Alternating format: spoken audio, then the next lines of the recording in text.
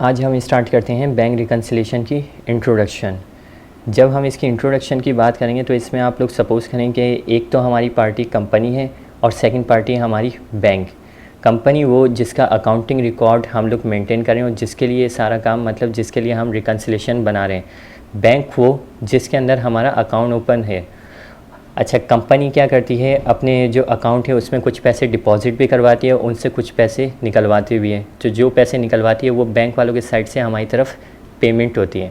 तो जब हम कंपनी के अकाउंट में पैसे डिपॉज़िट करवाते हैं और निकलवाते हैं तो हम अपने पास जो अकाउंटिंग रिकॉर्ड मेंटेन करते हैं उसको कहते हैं कैश बुक, और बैंक वाले अपने पास जो रिकॉर्ड मेंटेन करते हैं उसको कहते हैं बैंक स्टेटमेंट।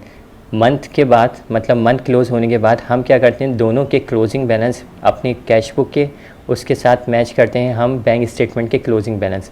अगर इसके अंदर डिफरेंस आ जाए तो हम क्या करते हैं, फिर उसकी रिकन्सिलेशन बनाते हैं, मतलब एडजस्टमेंट पास करके रिकन्सिलेशन बनाते हैं। रिकन्सिलेशन में क्या होता है कि दोनों के क्लोजिंग बैलेंस से हम स्टार्ट करते हैं, फिर बीच में कुछ एडजस्टमेंट पास होती है और फिर आखिर के ना जो एडजस्टेड बैलेंस होते हैं ना वो दोनों के सेम होने चाहिए।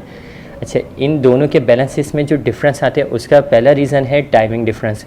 टाइमिंग डिफरेंस का मतलब ये है कि हमारे पास कुछ चेक आया था, जब हमारे पास चेक आया हमने अपने कैश बुक में उसको कर लिया रिकॉर्ड। जब हमने उसको बैंक स्टेटमेंट के अंदर देखा तो वो उसमें शो नहीं हो रहा था। वो क्यों शो नहीं हो रहा था? क्योंकि चेक डिपॉजिट करवाने का प्रोसेसिंग टाइम था बैंक के पास 3 दिन, तो इसलिए ये जो 3 दिन था ये टाइमिंग डिफरेंस था। सेकंड रीज़न क्या होता है? Information difference. इंफॉर्मेशन डिफरेंस मतलब कुछ इन्फॉर्मेशन ऐसी होती है जो डायरेक्ट हमें बैंक स्टेटमेंट से मिलती है, वो हमारे पास नहीं होती। वो कैसे कि किसी कस्टमर ने हमारे बैंक के अंदर डायरेक्टली पैसे सबमिट करवा दिए, डिपॉजिट करवा दिए, तो ये इन्फॉर्मेशन जो है ये बैंक स्टेटमेंट में होगी, हमारे पास नहीं होगी। हमारे पास कब आएगी? जब हम बैंक स्टेटमेंट चेक करेंगे तब हमारे पास आएगी। तो ये इन्फॉर्मेशन, और फर्स्ट हो गई हमारी टाइमिंग डिफरेंस। थर्ड जो होती है हमारी एरर्स होते हैं। एरर्स बैंक स्टेटमेंट में भी हो सकते हैं और हमारी कैश बुक में भी हो सकते हैं, मतलब हमारी रिकॉर्डिंग का भी एरर हो सकता है और उनकी रिकॉर्डिंग का भी एरर्स होता है। तो जब हम बैंक रिकन्सिलिएशन बना रहे होते हैं तो उसके अंदर कुछ हम नाम यूज़ करते हैं। पहला नाम हम यूज़ करते हैं deposit in transit. Deposit in transit का मतलब ये होता है कि हमने कुछ पैसे बैंक में डिपॉजिट करवाए लेकिन अभी तक वो बैंक स्टेटमेंट में शो नहीं हुए, वो प्रोसेस में फंसे हुए हैं या किसी और सूरत हाल में हैं, तो वो अभी तक बैंक स्टेटमेंट में शो नहीं हुए। तो इसकी जो एडजस्टमेंट हम पास करते हैं ना वो बैंक स्टेटमेंट में पास करते हैं, और वो क्या करते हैं, हम अमाउंट जितनी भी होती है डिपॉजिट इन ट्रांजिट की उसको हम बढ़ा देते हैं बैंक स्टेटमेंट में। सेकेंड हमारे पास है अनप्रेजेंटेड, अनक्लियर्ड या आउटस्टैंडिंग चेक। ये तीनों एक टाइप्स की ही चीज़ होती है। अनप्रेजेंटेड चेक, आउटस्टैंडिंग चेक, इनका मतलब ये होता है कि वो चेक जो हमने किसी और वेंडर के नाम पे बनाया, मतलब किसी को पेमेंट करी है उसके नाम पे हमने चेक बना दिया। तो जब हमने पेमेंट करी, चेक भी बनाया, तो हमने कैश बुक में से उसके पैसे माइनस कर दिए होंगे, मतलब डिक्रीज़ कर दिए होंगे।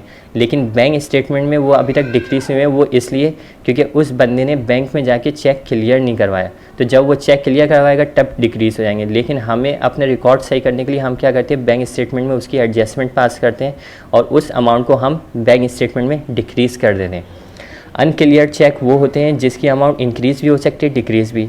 वो इसलिए चेक अगर हमारे नाम पे हो, मतलब किसी कस्टमर ने हमें चेक दिया है तो वो अमाउंट इंक्रीज़ करनी पड़ेगी, और अगर हमने किसी और के नाम पे बनाया हुआ उसने अभी तक क्लियर नहीं करवाया तो वो अमाउंट डिक्रीज़ करनी पड़ेगी। थर्ड है हमारे पास NSF, मतलब नॉट सफिशिएंट फंड या डिसऑनर चेक। इसको डिसऑनर चेक भी बोलते हैं।